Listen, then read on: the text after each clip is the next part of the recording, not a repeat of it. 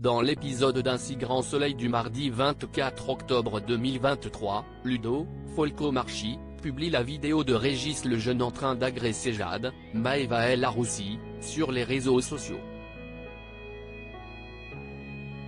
Alex, Benjamin Bourgois, s'empresse de la montrer à Yann, Constantin Balzan, et émet la théorie que le jeune ait volé ses propres montres à l'hôtel pour se venger de Julie, Sophie Starr, et Sylvain Durand.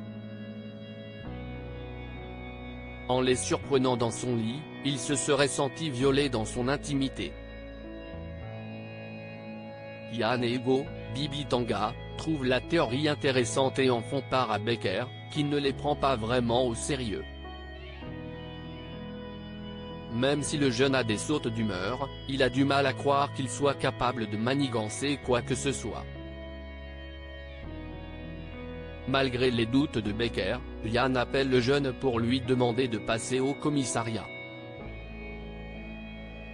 Il prétend avoir besoin de précisions sur le vol de ses montres pour déterminer si Julie et Sylvain Durand seront condamnés à de la prison ferme ou non. Visiblement satisfait, le jeune se rend au commissariat et réinvente l'histoire du vol pour que des circonstances aggravantes soient retenues contre Julie et Sylvain. Il prétend les avoir vus ramper dans la chambre, masqués, ce qui fait doucement rire Yann. En fin d'interrogatoire, le policier demande à le jeune d'ouvrir sa mallette et y découvre les montres soi-disant volées. Acculé, le jeune avoue avoir menti. Julie et Sylvain Durand sont innocents. Aubert relâché, Christophe va-t-il s'en prendre à lui? La juge Alphand, Marie-Gaëlle Cal, annonce à Bernier, Franck Adrien, que Becker, Yvon Bach, et ses équipes n'ont trouvé aucun élément permettant d'inculper Aubert dans l'affaire de la Bouddha Blue. Ils vont donc devoir mettre fin à sa garde à vue. Bernier fulmine. Il n'a aucune envie qu'Aubert soit relâché et somme Cécile de réinterroger Carbona pronto pour obtenir de quoi faire tomber sa cible. Néanmoins, rien ne se passe comme prévu.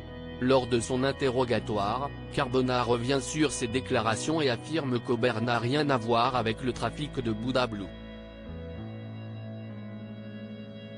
Il explique avoir menti à la demande des policiers, qui lui avaient promis qu'il pourrait retrouver sa femme s'il parlait. La juge Alphand appelle Becker pour l'informer de la rétractation de Carbona. Le procureur tombe des nues.